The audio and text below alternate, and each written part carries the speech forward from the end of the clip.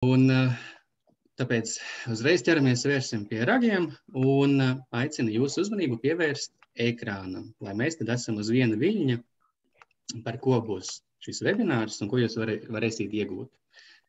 Tātad, tēma mums ļoti, ļoti skaista. Kā vispār dzīvot apzinātāk? Un kāds es tāds esmu, lai par šo tēmu runātu? Ikdienā es strādāju ļoti tieši ar cilvēku apziņu. Es konsultēju cilvēkus ar praktiskām metodēm no coachinga, NLP un arī hipnoterapijas praksēm, lai palīdzētu cilvēkiem sakārtot viņu domas, emocijas un palaist vaļā pagātni. Pie manis nāk cilvēki, kas grib, piemēram, palaist vaļā iepriekšējās attiecības. Pie manis nāk cilvēki, kas grib veltīt sev vairāk mīlestību un mazāk sevi kritizēt. Pie manis nāk cilvēki, kur grib saprast savu dzīves šī brīža virzienu. Tas ir tas, ko es ikdienā daru, bet kas ir svarīgi ieskicēt, kad es pats ar apzinātību sāku aizrauties pirms aptuveni 2 gadiem, un vienu dienu vienkārši notika tas, ka es sāku vairāk pamanīt, ko es domāju, ko es runāju, ko es ēdu, kāpēc es gribu to, ko es gribu, un tas man palīdzēja sākt iegūt lielāku kontroli pār savu dzīvi. Jo agrāk es biju ļoti tāds kompulsīvs, reaģējošs un mēdzu justies labi tikai pāris dienas mēnesī, bet kopš es sāku praktizēt apzinātības prakses, es kļuvu dzīvespriecīgs, es kļuvu viegls, es kļuvu brīvs. Protams, ka man ir vēl jautājumi, pie kuriem strādāt, taču apzinātības elementi ļoti, ļoti ir palīdzējuši man personīgi un arī palīdz maniem klientiem. Nu, lūk, tas ļoti īsi par mani. Ļoti svarīgi pieminēt to, ka tas, ar ko es dalīšos šodien, nav mans izdomājums tāpat vien. Tās ir pārbaudītas metodes un prakses. Un šeit uzreiz pirmais resurss. Tiem, kuriem patīk lasīt, skatīties YouTube, meklēt papildus informāciju. Šie 4 brīnišķīgie skolotāji ir tie, kas manā dzīvē ir snieguši vispraktiskāko, vislielāko vērtību, kad runa ir par sevis iepazīšanu, par sevis izpratni un par apzinātību. Augšā pa kreisi šūnu biologs Bruce Liptons, ļoti aizraujošas praktiskas grāmatas par to, kā mēs eksistējam, kāpēc mēs gribam to, ko mēs gribam. Apakšā pa kreisi Joe Dispenza, fantastisks garīgais skolotājs un zinātnieks, skaidro, kā strādā mūsu apziņa, kā strādā mūsu ego, kā strādā mūsu spējas sevi dziedēt. Augšā pa labi Ekharts Tolle, klasika, kad runa ir par ego, kad runa ir par sāpju ķermeni, kad runa ir par to, kas tad mēs īsti esam. Ļoti, ļoti rekomendēju Ekhartu. Un apakšā labajā stūrī ir Sadhguru, fantastisks indiešu jogs, kurš spēj racionāli, ļoti saprotami izstāstīt eksistenciālus konceptus. Tātad viņš ir 21. gadsimta tulks, kurš spēj mūsdienu ātrajam prātam izskaidrot ļoti dziļus konceptus. Lūk, šis ievadā šie 4 brīnišķīgie kungi ir tie, no kuriem es esmu smēlies iedvesmu un avotus dažām no praksēm, kuras mēs šovakar iepazīsim. Jūsu uzdevums webināra laikā ir klausīties un neticēt. Neticat nekam, ko es saku, tāpēc, ka apzinātība ir tāda tēma, kuru katrs var izprast savā veidā. Mums katram ir savas apziņas spējas, un es jūs silti aicinu man neticēt, bet pamēģināt. Pamēģināt to, ar ko es dalīšos, un ja jums pēc webināra aizķersies vismaz viens koncepts vai viena prakse, es savu uzdevumu būšu izpildījis. Tā kā neticat man, eksperimentējiet un paši izmēģiniet to, kas jums varētu būt noderīgs. Nu ko, tēma mums ir savā ziņā ezotēriska un plaša, taču es jums uzdevu to jautājumu, kāpēc jūs esat šajā webinārā, un tāpēc es aicinu jūs koncentrēties uz sevi un to, kas jums ir aktuāli. Nu, lūk, un mazs tehnisks jautājums. Ja kādam ir ieslēgts mikrofons, tad droši izslēdzat to, lai nav blakus trokšņi. Un ja varat viens otram uzrakstīt čatiņā vai pabakstīties, priecātos. Un, jā, kādā brīdī es arī uzdošu jums jautājumus čatā, tāpēc esat lūdzu gatavi iesaistīties un padalīties ar savu viedokli. Ceru, ka esat gatavi. Sagatavojam rakstāmos, vai tas būtu datorā vai ar blociņu, kā kuram patīk, un tad ķeramies klāt tēmai. Pirmais jautājums mums katram ir, kā jums šķiet, cik procentus mēs savas dzīves dzīvojam apzināti? Cik daudz no mūsu domām, žestiem, vielmaiņas, vērtību izpratnes, valodas izpratnes, no mūsu jūtām un elpas, un asins rites un reakcijām, no visiem šiem skaistajiem mehānismiem, cik daudz ikdienā mēs vadam apzināti. Pieļauju, ka daži no jums atbildes zina, taču ir ļoti svarīgi ieskicēt, ka ikdienā vidēji aritmētiskais cilvēks no visām kognitīvajām funkcijām aptuveni apzināti vada tikai 5%. Un pārējie mūsu ikdienas procesi ir aptuveni 95% autopilotā. Kāpēc šo ir svarīgi akcentēt? Ja mūsu autopilots ikdienā strādā mūsu labā un mēs jūtamies forši, tad viss ir kārtībā. Bet ja mūsu autopilots ikdienā rada bažas, rada negatīvas domas. 5 reizes dienā ir kritika par sevi, 3 reizes nedēļā ir depresīvs noskaņojums. Un mēs to neietekmējam, tad kaut kas autopilotā, jeb šo neapzinātajā prātā, nestrādā. Un tieši apzinātība un pievēršanās sev ir tie instrumenti, kas mums palīdz mainīt šo neapzināto prātu. Es izmantoju tādu alegoriju. Ja cilvēks ikdienā vienkārši eksistē, dara savu darbu, veido savas attiecības, krāj naudiņu, dzenās pēc saviem sapņiem, tad viņam strādā automātiskā kārba. Cilvēks vienkārši ripo dzīves priekšu. Bet varbūt kādā brīdī gan mašīna, gan šī automātiskā kārba sāka niķoties. Ir slikts noskaņojums, cilvēks sevi nesaprot, cilvēks sevi nav iepazinis. Un ir ļoti lieli pārmetumi sev un par eksistenci, un kaut kas nestrādā. Tanī brīdī mums ir manuālā kārba. Kāda kārba? Manuālā kārba, kas ir šie 5% darīt lietas apzināti. Un labā ziņas ir tādas, ka darīt lietas apzināti var iemācīties un uztrenēt kā prasmi. Kā tādu prasmi, tāpat kā braukt ar riteni. Tieši tāpēc dalīšos arī ar pāris praksēm, lai jūs uzreiz, ja šovakar un rītdien varat savu apzinātību trenēt kā tādu skaistu prasmi, braukt ar riteni vai peldēt. Nu ko, tas ir ievadā. Un uzreiz ejam pie svarīga elementa. Katram cilvēkam ir savs attīstības līmenis. Kāds šobrīd uztraucās par to, kā mainīt pasauli, un kāds šobrīd uztraucās, kā maciņā dabūt papildus naudiņu. Kāds uztraucās par veselību, kāds uztraucās par attiecībām. Katram ir savs attīstības līmenis dotajā brīdī. Un šeit ir svarīgi saprast, vai man vispār tādas apzinātības un pašziņas tēmas šobrīd ir aktuālas. Varbūt man ir citas vajadzības.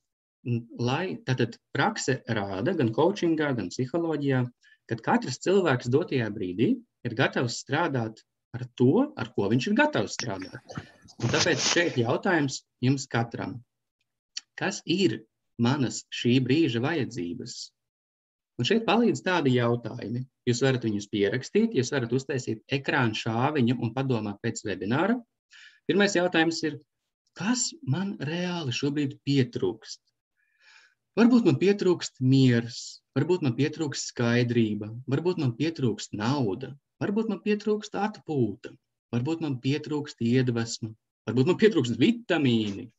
Katram cilvēkam ir lietas, kas viņam pietrūkst, un tās ir viņa iespējams vajadzības. Un kamēr mēs neapzināmies to, kas man pietrūkst, mēs varam taustīties pa labi, pa kreisi, un veltīt enerģiju un beigās dabūt rezultātus, kas mums īstenībā nemaz nav vajadzīgi. Un šeit ir otrs jautājums. Kas man ir par daudz? Varbūt man līdz kaklam darbs, varbūt man līdz kaklam laiks, kur es pavadu ar ģimeni, varbūt man ir par daudz brīvā laika, varbūt man ir par daudz bailes, varbūt man ir par daudz kredītsaistības. ir ļoti svarīgi būt brutāli godīgiem pret sevi un padomāt par šīm lietām. Kas man pietrūks, kas man ir par daudz? Trešais jautājums, ko man vajag vairāk? Varbūt man vajag vairāk pozitīvas domas, varbūt man vajag vairāk jaunus iespaidus, varbūt man vajag vairāk laika pievērst sev. Un ceturtais, noslēdzošais, ko man vajag mazāk? Varbūt man vajag mazāk reaģēt uz sīkumiem, varbūt man vajag mazāk uztraukties un baidīties par slimībām, varbūt man vajag mazāk lasīt negatīvas ziņas. Ja, tad pirms jebkādām pārmaiņām, personīgai izaugsmē un darbā ar savām emocijām, ir svarīgi saprast, kāda ir šī brīža vajadzība. Kāpēc? Tāpēc, ka jebkāda veida pārmaiņas, jebkāda veida darbs ar sevi indicē zemapziņai un cilvēku iekšējai pasaulē, ka būs jāpiepūlās. Un pat, ja cilvēks grib vienkārši mazāk stresot, vai cilvēks grib vairāk sportot, cilvēks grib vairāk sākt veselīgi ēst un iziet no šī te 95% autopilota, tas nozīmē kaut kāda veida piepūles. Un zemapziņai vajag redzēt vajadzību. Ja zemapziņa cilvēkā neredz vajadzību censties, tad viņai šķiet tā. Kāpēc mums mainīties? Kāpēc man piepūlēties? Ja mēs līdz šim esam eksistējuši tā, kā mēs esam eksistējuši. Ja? Tāpēc pirms jebkādām pārmaiņām, pirms jebkādas sevis iepazīšanas ir svarīgi nodefinēt, kāpēc es gribu pilnveidoties, kāpēc es gribu mainīties, kāpēc es esmu šajā webinārā. Lai mums ir pavērts fokus par to, kāda tad ir vajadzība. Runājot par fokusu, nākošais slaids ir par ļoti, ļoti svarīgu sekvenci, kad runa ir par apzinātību. Sekvence ir absolūti vienkārša, taču ārkārtīgi trāpīga. Kur uzmanība, tur domas. Kur domas, tur jūtas. Iztēlojoties sevi, ejot Rīgā pa kādu skaistu parku, un jums pretī soļo kāds simpātisks cilvēks. Tā var būt dāma, tas var būt kungs. Un jūsu uzmanību paņem šis cilvēks, un jūs uz brīdi papriecājaties un pievēršat uzmanību, kā šis cilvēks jums paiet garām, kāds ir šī cilvēka skatiens, kādas viņam skaistas drēbes, un varbūt pats ir kāds brīdis, kad šis cilvēks skaisti pasmaida. Jūsu uzmanība ir uz šo cilvēku un uz viņa pozitīvajām iezīmēm. Un dabīgi, ka pēc tam nāk ātras, nemanāmas domas, tādas kā, piemēram, cik skaists cilvēks, cik patīkami, kaut vairāk tādi staigātu pa Rīgu un nāk man pretī, cik jauki, cik forši, skaisti. Jā, tad ir kaut kādas domas. Un šīs domas raisa konkrētas jūtas. Ja tās ir pozitīvas domas, tad kādas būs jūtas? Negatīvas vai pozitīvas? Pozitīvas, vai ne?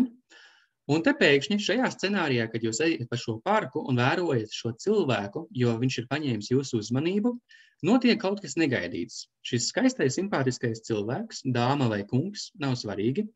Jums ejot pretī ar visu savu skaisto izskatu, smaidu un skatienu un stalto stāju, pēkšņi izvelk milzīgu resnu cigāru, piepīpē, nospļaujās uz trotuāra, nolamājās krievu un vēl 3 valodās un izvelk no kabata šnabi pudeli. Un kas notiek? Jūsu uzmanība atkal ir uz šo cilvēku, taču šoreiz jums ir citādākas domas. Kā tas cilvēks tā var? Cik vulgāri, cik nesmuki, cik pavirši, kāds šoks, fuj, pretīgi. Un jums ir atkal citādākas jūtas. Ja jūsu domas ir negatīvas, kādas būs jūtas? Tā tad negatīvas. Un šis viss tikai tāpēc, kur ir jūsu uzmanība. Jo kamēr jūs vērojat šo cilvēku, jūs nepamanat, kā parkā spēlējās bērni, kā fonā dzied putni, kā uz ielas brauc mašīnas, kā jūs varbūt kustinat savas muskuļus, lai tiktu uz priekšu. Tur, kur ir jūsu uzmanība, tur ir jūsu fokus. Un kur ir jūsu fokus, tur ir jūsu jūtas. Un kas ir interesanti ar jūtām un psiholoģiju? Mūsu domas ir ātras un ļoti veiklas. Mēs vienā brīdī varam padomāt par cilvēku, ka viņš ir brīnišķīgs, fantastisks, skaists, un nākošajā brīdī mēs jau varam padomāt, kāds tas cilvēks ir mērkaķis, kā viņš mūs besīja ārā, cik viņš ir nesmuks un stulbs. Tas var notikt ļoti, ļoti ātri, bet jūtas strādā metaforiski kā vilciens. Iedomājieties, kad jūs sazināties ar senu paziņu, un šis senais paziņa jums rada foršas pozitīvas domas. Jums ir kopīgas atmiņas, jums ir kopīgi pārdzīvojumi, un tātad jums padomājat ļoti labas lietas par savu veco paziņu, un jūsu jūtas tiek iekustinātas kā vilcienu vagoni. Viņas sāk uztēties virzienā pozitīvas asociācijas. Un te pēkšņi jūsu paziņa jums atzvana un pasaka, ka īstenībā iemesls, kāpēc es gribēju ar tevi sazvanīties, ir tāds, lai tu man aizdod naudu. Un te pēkšņi jūsu domas mainās par šo cilvēku. Jums liekas, pasties kāds izmantotājs, kāds nelāks cilvēks, kā viņš tikai grib sev sautīgu labumu no manis, man viņš nepatīk. Un te domas ir pamainījušās, taču jūtas ir ieskrējušās vienā virzienā kā vilciens. Un pēkšņi justies citādāk, jūtām prasa lielu darbu. Jūtām vajag apstāties kā vilcienam un sākt inerci otrā virzienā. Nu, lūk, ko šis mums atgādina? Šis mums atgādina to, kad bieži vien domas un uzmanība lēkā, bet jūtas ir daudz lēnākas un komplicētākas. Viņām vajag laiku, viņām vajag sapratni. Tāpēc cilvēks bieži vien dienas laikā var mainīt savas domas 5 reizes, bet jūtas neatbilst domām. Ja? Jo jūtām vajag konkrētu tādu kā vilciena inerci. Nu, lūk, šis mazliet ieskicējot to, cik ļoti liela nozīme ir tam, kam mēs pievēršam uzmanību, un kāpēc tam seko domas, un pēc tam seko jūtas. Un te tātad nākošais slaids ir par to, ko vispār nozīmē apzināties. Un apzināties vienkāršiem vārdiem nozīmē pamanīt. Pamanīt. Ja es šobrīd nepamanu, kā jūtās mana mugura, es neapzinos. Vai, ja es, piemēram, šobrīd nesaprotu, kā jūtās manas kreisās rokas mazais pirkstiņš, es neapzinos. Bet, ja es tagad pamanu, kā jūtās mans pakausis, es apzinos. Ja? Un savā ziņā viena lieta, ko esmu atklājis pašizaugsmes ceļā un darbā ar sevi, ir, kad apzinātība var būt ļoti patīkama un aizraujoša nodarbe, jo mēs visu laiku kaut ko varam pamanīt un kļūt lielāki zinātāji par sevi un pasauli, kurā mēs dzīvojam. Pie šīs prakses drīz nonāksim. Un šeit tāda skaista tēze, kas ļoti, ļoti ieskicē arī to, par ko runā Joe Dispenza, Bruce Liptons, Eckharts Tolle.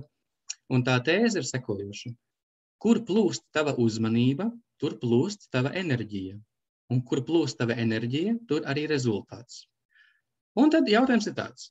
Ja mana uzmanība ikdienā vienkārši strādā autopilotā, es pievēršu uzmanību ziņām, es pievēršu uzmanību kafijai, es pievēršu uzmanību e-pastiem, es pievēršu uzmanību bērniem, es pievēršu uzmanību līzingam vai kredītam, es pievēršu uzmanību kaut kādām 10, 15, 20 lietām. Bet es tām pievēršu uzmanību intuitīvi, vienkārši autopilotā. Tas ir A variants. Es vienkārši eksistēju un visticamāk, ka mana uzmanība ir izkaisīta un arī mana enerģija ir izkaisīta. Un mani rezultāti stagnē. Tāpēc, ka es katru dienu vienkārši eksistēju autopilotā un ceru, ka kaut kas mainīsies. B variants ir, ka mēs izmantojam savu superspēju un savu uzmanību veltam tam, kas mums tiešām ir svarīgi un kam mēs šobrīd esam gatavi.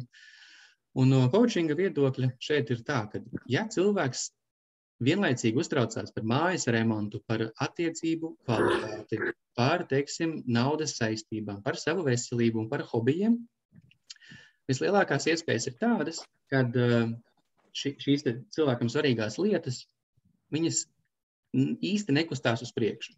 Variants B ir tāds, ka cilvēks izvēlās vienu sev svarīgu jautājumu šobrīd, pie kura viņš ir gatavs strādāt līdz galam. Līdz kam? Līdz galam, vai tas būtu naudas saistības, vai tas būtu kopjams cilvēks, vai tas būtu pievērsties sava bērna audzināšanai. Cilvēks izvēlās sev vienu lietu, un viņš dabīgi izmanto savu superspēju veltīt uzmanību un veltīt savu enerģiju kaut kam vienam, varbūt kaut kādām 2 lietām.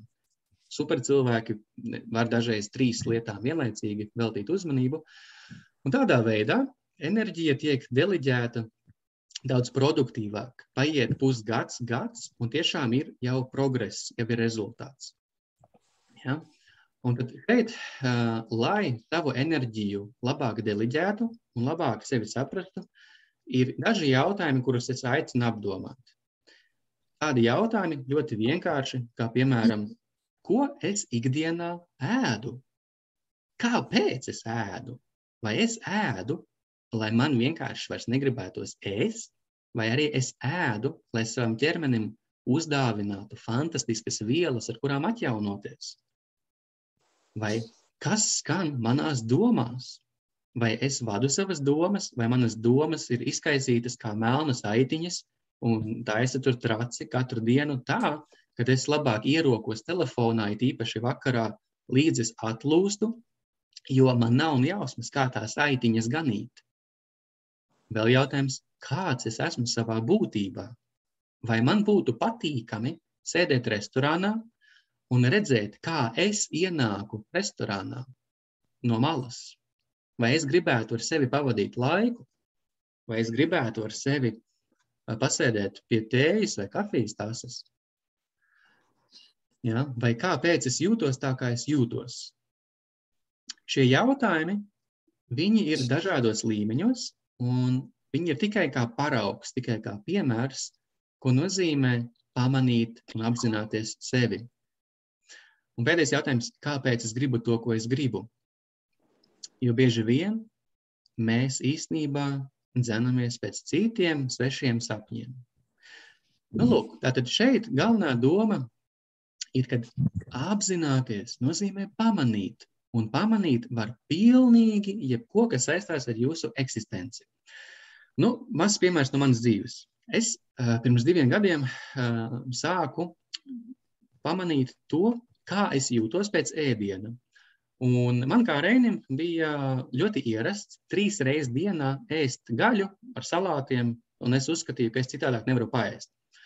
Un tad es sāku iedziļināties vienlaicīgi tādos jautājumos, kā es jūtos ikdienā, ko es domāju, vai man patīk mana dzīve, vai es tiešām mīlu savu dzīvi, un ko es ēdu, ko es sevī lieku iekšā. Un tikai tāpēc, ka es sāku uzdot šos jautājumus, es sāku pamanīt, ka es jūtos labāk, ja es izvēlos veģetāru pārtiku. Un tā netīšām es sāku piekopt veģetāru uzturu, un kopš tā laika mans ķermenis jūtās daudz labāk un daudz efektīvāk izvēloties veģetāru pārtiku. Un tas notika netīšām. Tas notika tikai tāpēc, ka es sāku vairāk pamanīt, kā es jūtos pēc ēdiena.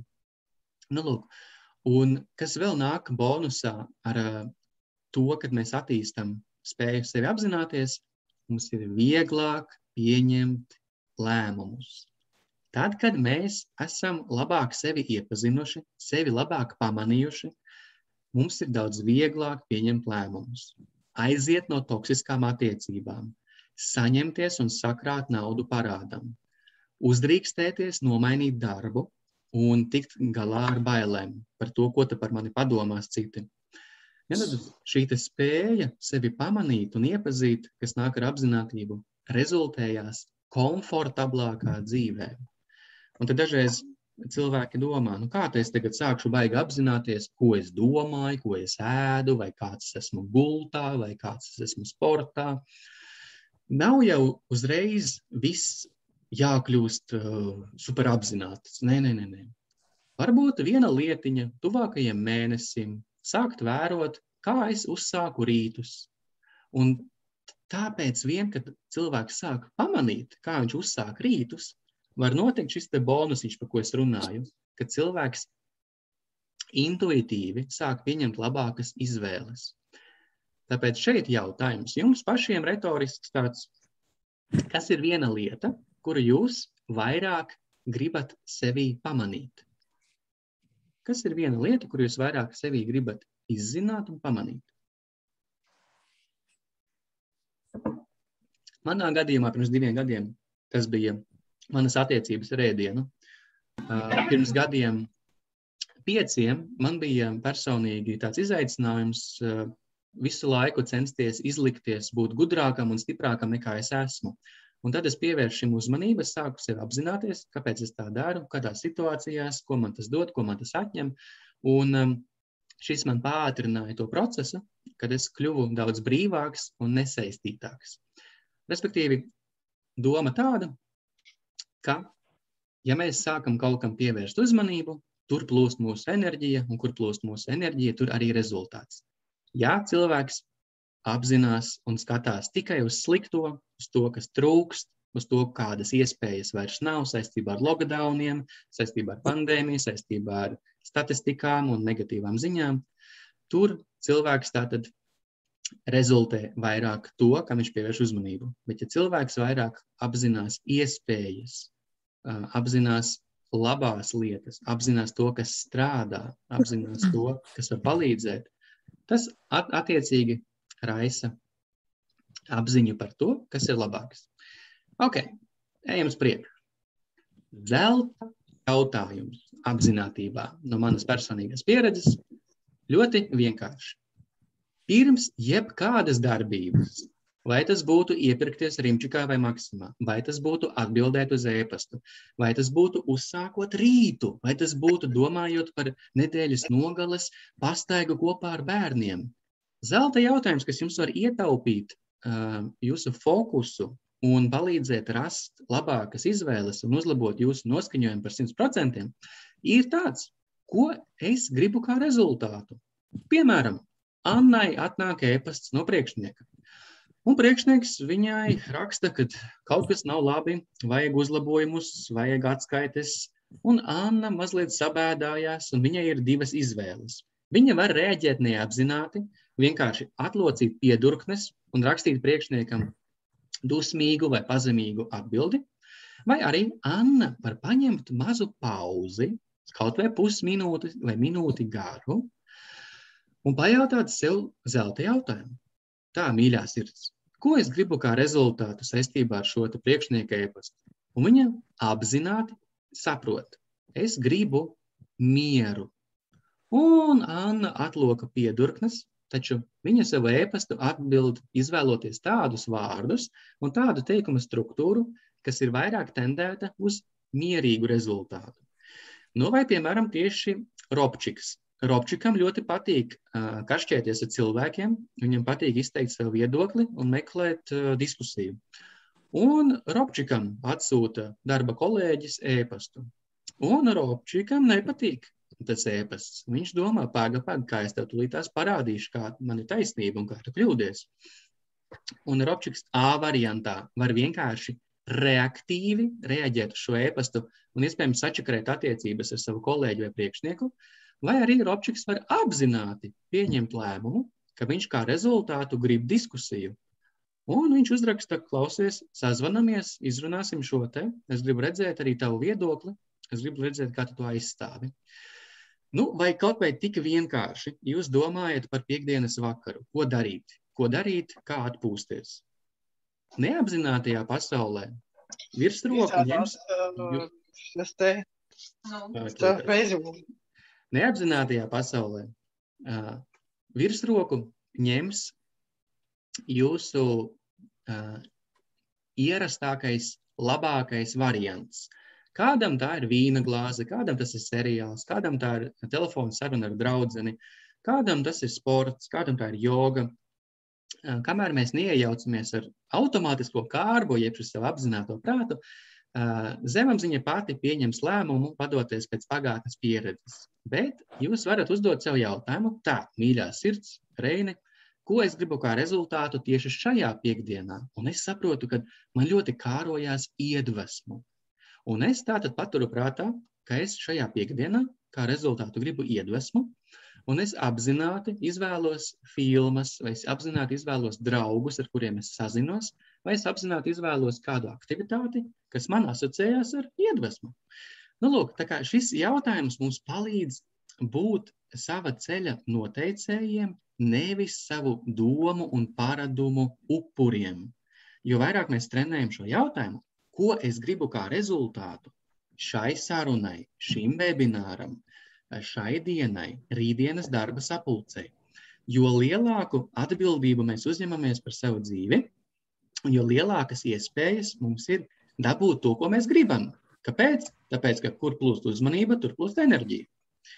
Nu, šāds te ieskrējiens mums mazliet filozofisks un mazliet arī tāds retorisks. Atcerieties, ko es jums teicu, kad skatāmies, kā mēs šīs idejas varam integrēt savā dzīvē. Un mēs esam nonākuši pie elementa, kas saucās mazās tehnikas. Šeit es tātad ar ekrānu beidzu dalīties, lai jūs varat lasīt manas sejas emocijas un lai es varu redzēt arī jūsu emocijas. Tāpēc tie, kas var, droši vēl ieslēdzat kameras, jo man ļoti, ļoti patīk arī redzēt, kā jūs sekojat līdzi. Tātad mazās tehnikas kopā būs 4. Pirmā mazā tehnika no apzinātības praksēm saucās 4 paldies.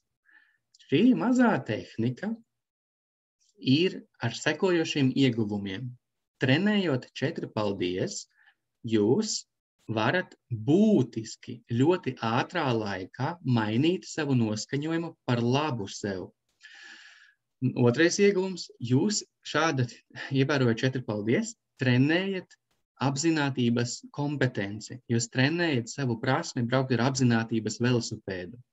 Un trešais ieguvums no 4 paldies tehnikas, tas ir ļoti, ļoti patīkami. Tātad, kāda ir šī mini tehnika? Ļoti vienkārši.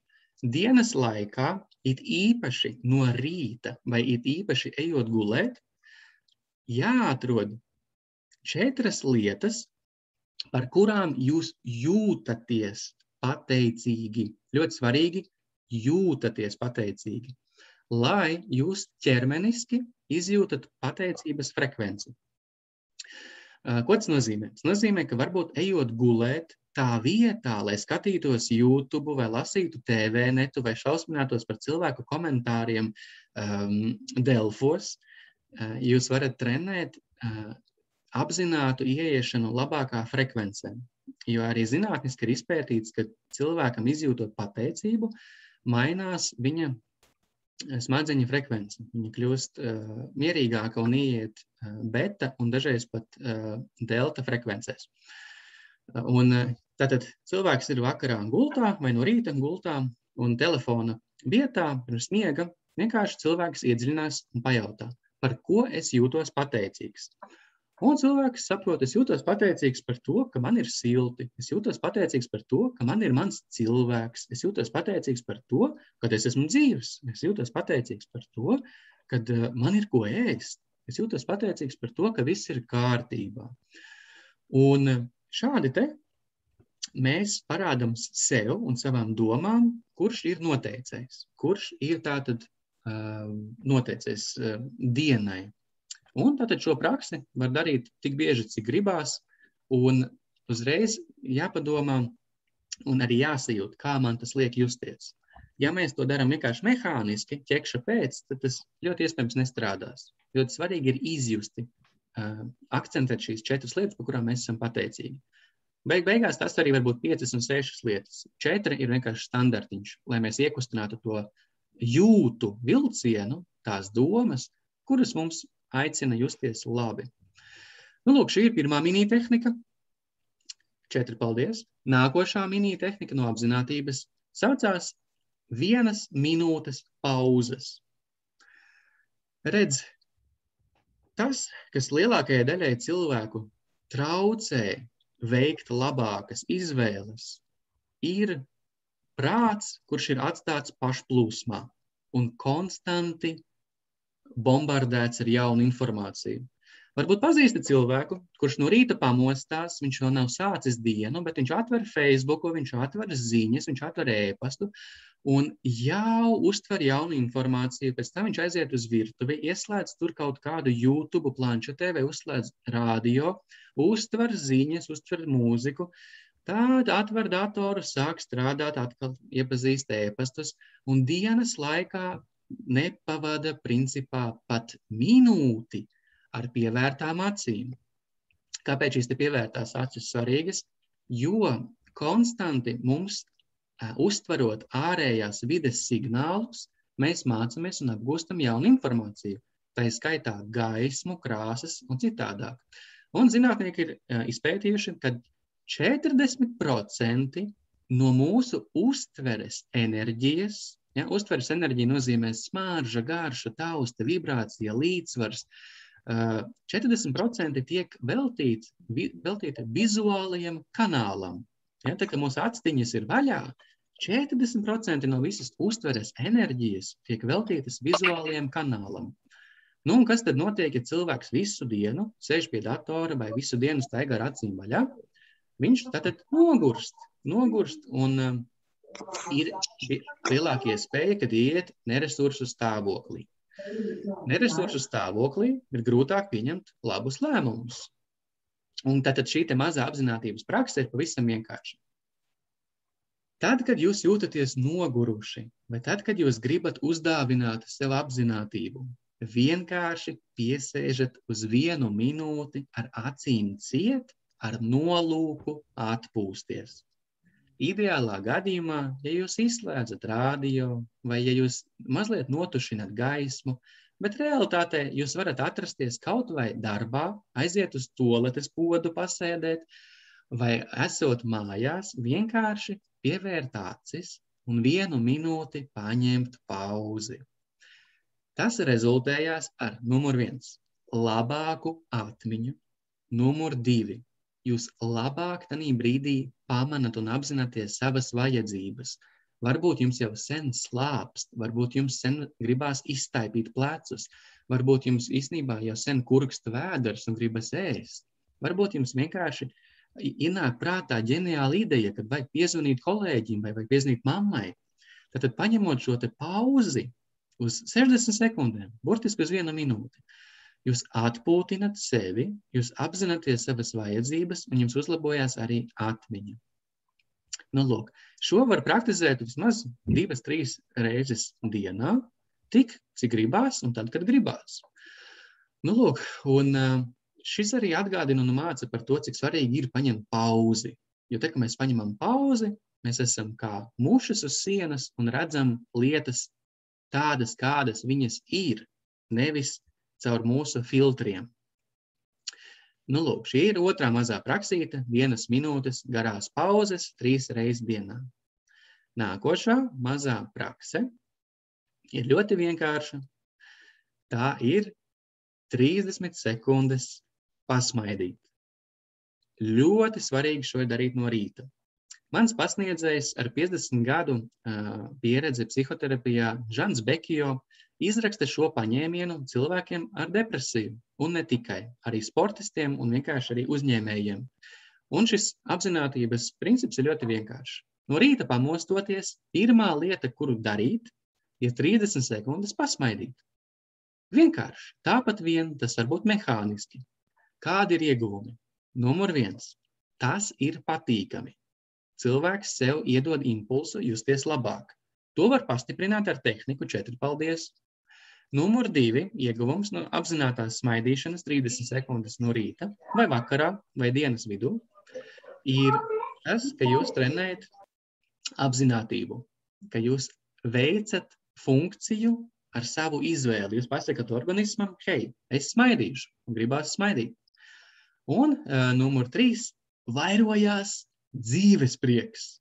Mani coachinga klienti arī bieži vien praktizē šo 30 sekundžu smaidu ar mērķi vispār sākt dzīvot apzinātāk. Jo daudziem nav jausmas, ko tas nozīmē.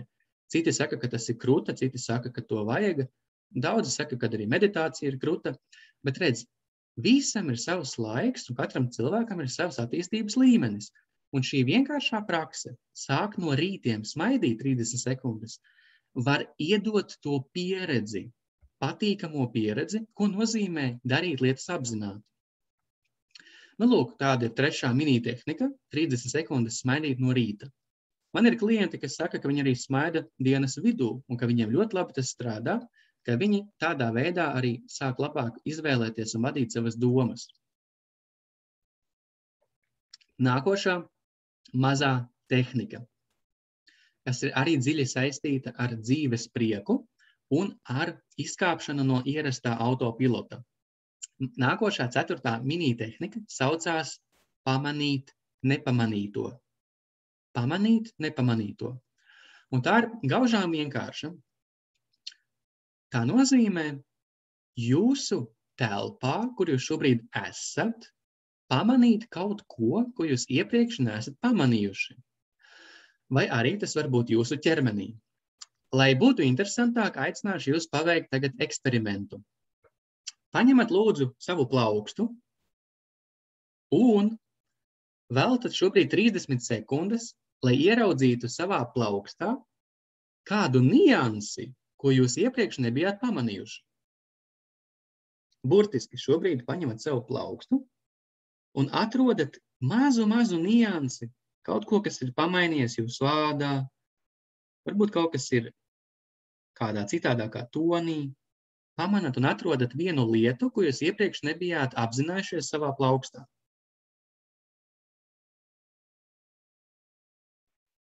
Ļoti labi, eksperimenta otra daļa. Pavērojiet apkārt savu telpu, kur jūs esat, un atrodat savā telpā vienu niansi, kuru jūs iepriekš nebijāt pamanījuši.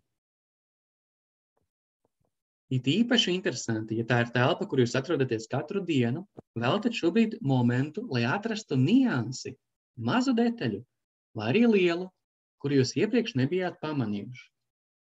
Man, piemēram, ir istabā krāsns, un viņai ir noticējusi krāsa nedaudz vienā maliņā. To es nebiju apzinājies. Parādat ar reakcijām īkšķītis, ja jums sanāk ieraudzīt savā telpā niansi, kuru jūs iepriekš nebijāt pamanījuši. Paldies, Ivar. Jā, paldies, Evelīna. Paldies, Zane.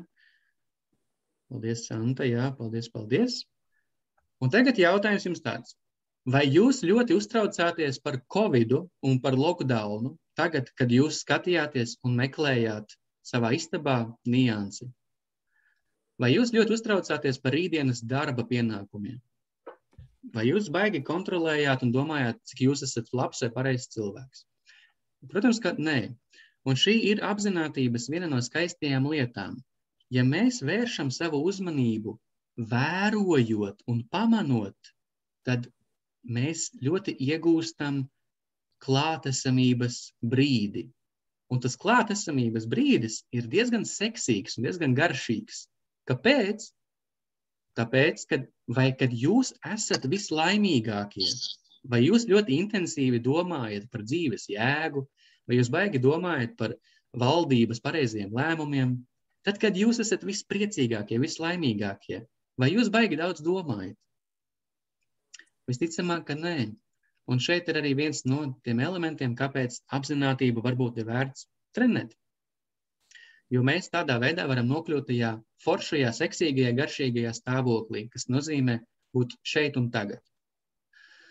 Nu, lūk, šis tāds mazais bonusiņš. Laiks skrien vējas pārņiem. Tātad šīs bija 4 mazās tehnikas. Ja? Tātad 4 paldies, 1 minūtes atpūtas pauzes, 30 sekundes smaids un pamanīt nepamanīto. Nu, tātad dodamies uz priekšu. Un par cik cilvēkiem parasti ļoti, ļoti patīk prakses, tad es iedošu 5. mazo praksi bonusā. 5. mazā prakse nāk no praktiskās psiholoģijas neirolingvistiskā programmēšana. Un šī mazā tehnika palīdz apzināti izslēgt un transformēt negatīvas domas. It īpaši tagad ar doto situāciju pasaulē un valstī, cilvēkiem ir ļoti daudz bailes un ļoti daudz diskomfortablas domas. Un šī mazā tehnika ir par to, ka mēs no trauksmes un negācijām nebēgam. Ja mēs no tām bēgām, tās samilst un rada lielas problēmas. Bet ja mēs ieskatāmies acīs diskomfortablām domām un bailēm un trauksmēm, tad mēs varam to transformēt un arī apzināti vadīt savas jūtas un domas. Un viens veids, kā to darīt, saucās gaismas slēdzes. Šī tehnika gaužām vienkārša, tā nestrādā visiem cilvēkiem, taču tā strādā ļoti daudziem un var kalpot kā spēcīgs rīks. Un tā doma ir sekojoša. Jūs paņemat savu plaukstu un ieliekat tajā neredzamu pulti. Un šī pults ir ar funkciju gaismas slēdzes. Un jūs ar gaismas slēdzi varat lietas izslēgt un izslēgt. Un pielietojums gaismas slēdžu tehnikai ir apzināti izslēgt negatīvās domas. Ko tas nozīmē? Šobrīd pat tie, kas grib, paņemat savā rokā neredzamu pulti, un es došu jums 45 sekundes, lai jūs savā galvā izsaucat negatīvas domas par darbu, par kolēģi, par kādu ģimenes biedru, par pasaules situāciju.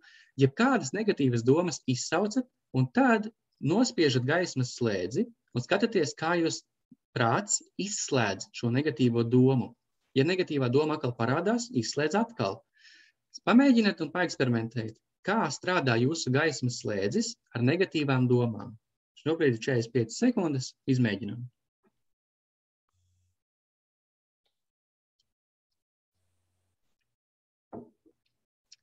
Ja jūs negribat negatīvas domas domāt, jūs varat darīt to pretēji. Jūs varat savā pultī ielikt domu skaistas bildes, foršas idejas, labas atmiņas, skaisti tēli, jauki cilvēki. Un vienkārši paskatieties, kas notiek jūsu iztēlē, tad, kad jūs pārslēdzat gaismas slēdzi.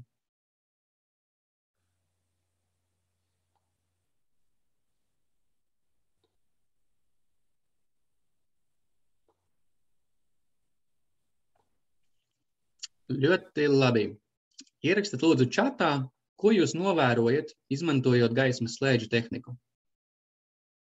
Ļoti iespējams, ka kādam šī tehnika nestrādā un ir vajadzīgs vairāk laiks, varbūt pievērt acis, varbūt vienkārši ir vajadzīgs vienatnē to izmēģināt. Mieru slēdzis nedarbojās, vajag nomainīt baterijas pultī. Tas reāli strādā, jūtās atbrīvota, jāieklausās sevī, tas sev ir labi.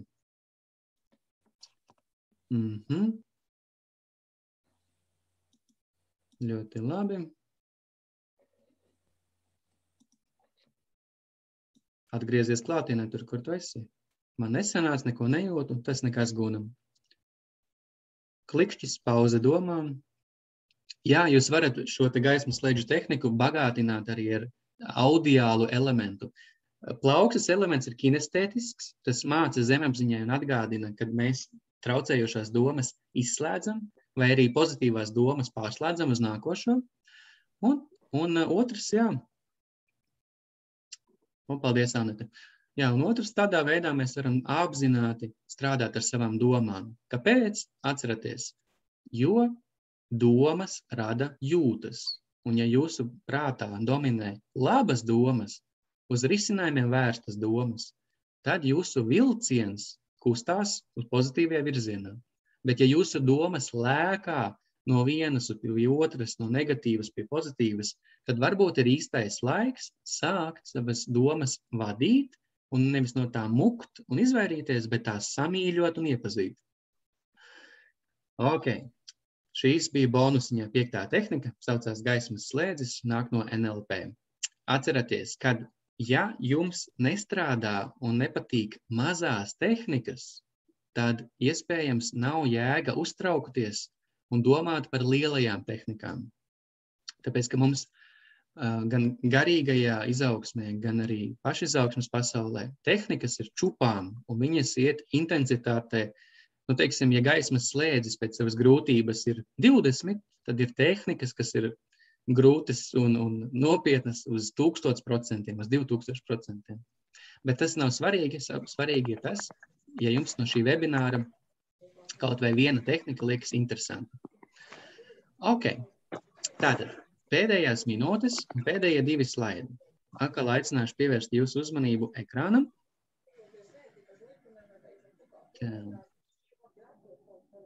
Un dodamies pie pēdējiem 2 slaidiem, kas ir tādi vairāk pārdomu slaidi.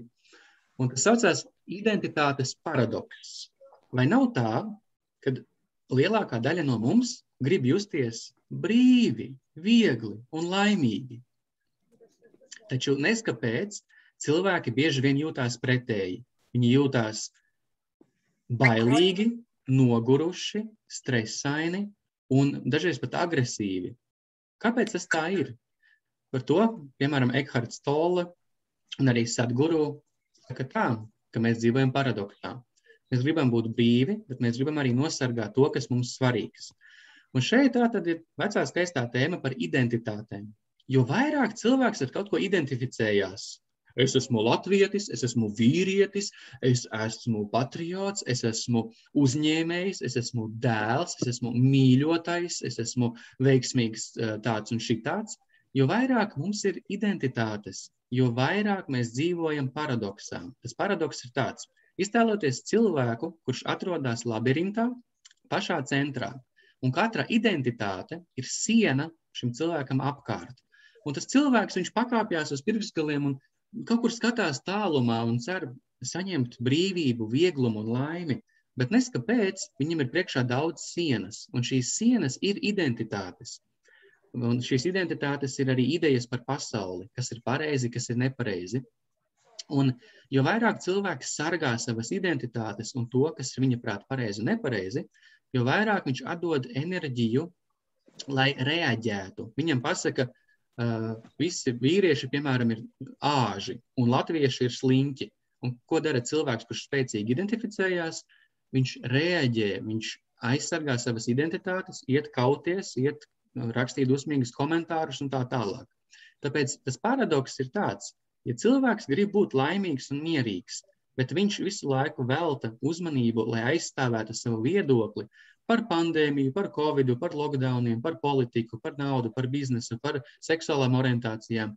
Jo vairāk cilvēks identificējās ar kaut kādu vienu nostāju, jo tālāk viņš atvadās no brīvības un iekšējā miera. Kāpēc?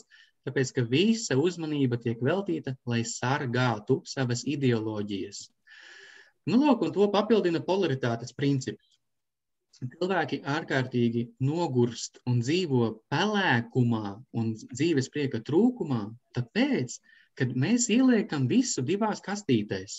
Foršs, neforšs, labs, slikts, pareizs, nepareizs, skaists, neglīts. Un it kā tas mums palīdz atvieglot kaut kādas ikdienas lēmumus. Bet cilvēki, kuri visu sadala uz pusēm, viņi zaudē spēju redzēt lietas kā veselumu un izjust veselumu kā prieku.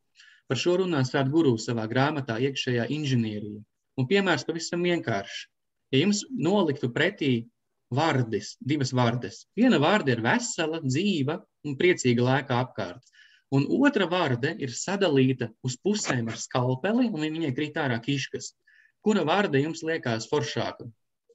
Vai arī jums iedod priekšā torti, pieņemsim cieliņu. Un pa kreisi ir vesela torte, un pa labi ir torte sadalīta gabalos. Tā ideja pa labi nozīmē visu ielikt kastītēs. Pareizs, nepareizs, efektīvs, neefektīvs, loģisks, neloģisks, labs, slikts. Un tas, kas nāk no personīgās izaugsmes un no garīguma viedokļa, ir, kad mēs dzīvojam paradoksā, jo mēs gribam just prieku un laimi un mieru un harmoniju, taču mēs ņemam un visu ieliekam kastītēs. Labs, slikts, smuks, nesmuks, pareizs, nepareizs. Un risinājums un punktiņš uz i šai tēmai ir sākt atrast 3. opciju.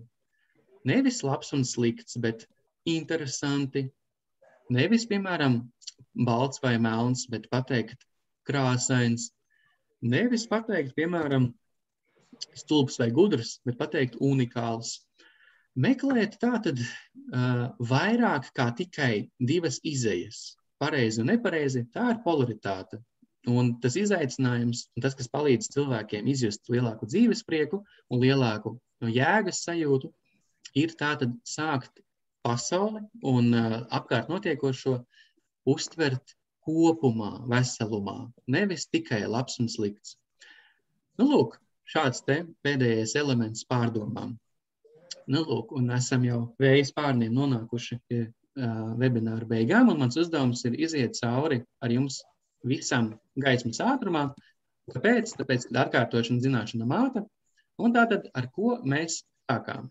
Mēs sākām ar to, kad jūs ierakstījāt čatā un paši pie sevis padomājāt, ko es gribu iegūt no šī webināra. Tad es ieskicēju, ka es esmu cilvēks, kurš interesējās par apzinātību, par pašizaugsmi un ikdienā konsultē cilvēkus un palīdz viņiem sakārtot iekšēji savas domas un savas sirdis, lai viņi justos mierīgāk un labāk. Un tad es ieskicēju, ka ir šie 4 cilvēki, no kuriem es ņemu šodienas saturu, kas ir man palīdzējuši un palīdz maniem klientiem. Un tad mēs parunājām par to, ka ļoti maz cilvēks dara ikdienā lietas apzināti un tik daudz neapzināti. Tad mēs nonācām pie domas, ka, lai vispār beigtu kādas pārmaiņas, ir vajadzīgi saprast vajadzību, ar sevi parunāties. Un tad mēs nonācām pie koncepta, ka tur, kur ir uzmanība, ir mūsu domas, un domas ir ātras, taču jūtas ir ļoti, ļoti neveiklas. Un tad mēs pienācām pie domas, ka apzināties nozīmē pamanīt. Un to, ka kur plūst mūsu enerģija, tur plūst arī mūsu rezultāti. Un tad visbeidzot mēs nonācām arī pie zelta jautājuma. Pirms izvēlēm, pirms rīcībām padomāt, kas man ir labākais un ko es gribu kā rezultātu. Jo tādā veidā mēs veicam apzināti izvēles. Un visbeidzot mēs nonācām pie mazajām tehnikām. Tas ir 4 paldies, 1 minūte atpūta, 30 sekundes maids, pamanīt nepamanāmo un nepamanīto un gaismas slēdzes. Un tagad beigās parunājām par to, kādā paradoksā mēs dzīvojam un ka mūsu identitātes mūs slāpē. Nu, lūk, un esam nonākuši arī pie pašām beigām. Pašās beigās savos webināros es vēlos cilvēkus apsveikt un viņiem arī pateikties, kad jūs esat bijuši kopā ar mani šodien šo stundu, tāpēc jums ir arī bonusā dāvaniņa. Tiem, kas ļoti grib ar sevi pastrādāt dziļāk, pastrādāt ar savām emocijām, domām un zemapziņu, jums ir iespēja pieteikties pie manis uz individuālu sesiju par brīvu. Šī iespēja attiecās tikai un vienīgi cilvēkiem, kuri šo iespēju vēl nav izmantojuši, kuri nav pie manis bijuši uz sesiju. Un tie, kas grib vienkārši pēc šī webināra palikt kontaktā, droši piesakojiet Facebookā. Es tūlīt tā ielikšu tātad saiti, kā var pieteikties šai sarunai, individuālai konsultācijai personīgi pie manis. Tātad šeit čatā uzreiz, kas grib ķerat ciet, ir ļoti ierobežots cilvēku skaits, kuriem es varu veltīt šo te laiku, šo te konsultāciju par brīvu. Tā kā šeit čatā ir saite, un tiem, kas grib man piesakot un redzēt nākotnes webinārus vai vienkārši iedvesmoties par pašizaugsmi, es tūlītās čatā ielikšu Facebook saiti, tātad savam profilam, lai jūs ērti varat piesakot un redzēt nākošos webinārus, kā arī kādus iedvesmas un pārdomu graudus. Nu, lūk, un šīs nots es vēlos tātad pašās beigās teikt tā. Es ceru, ka kaut viena prakse par šo te lielo skaisto tēmu apzinātību jums likās interesanti un aizķērās. Un es aicinu jūs ierakstīt čatā atgriezenisko saiti par šodienas webināru. Ļoti vienkārši ierakstat lūdzu, ja jums kaut kas bija noderīgs, tad ko jūs paņemat no šodienas webināra. Man ir svarīgi redzēt, ka cilvēkiem bija vērtīgi vai ir vērtīgi, un es vislabāk to saprotu tad, kad es izlasu, ko tad cilvēki paņem no webināra. Tā kā uz šīs nots es saku jums paldies, ierakstat lūdzu čatā, ko jūs paņemat no webināra, un droši piesakojiet Facebookā, nākat uz individuālām konsultācijām un tiekamies nākotnes webināros. Paldies jums un uz redzēšanos!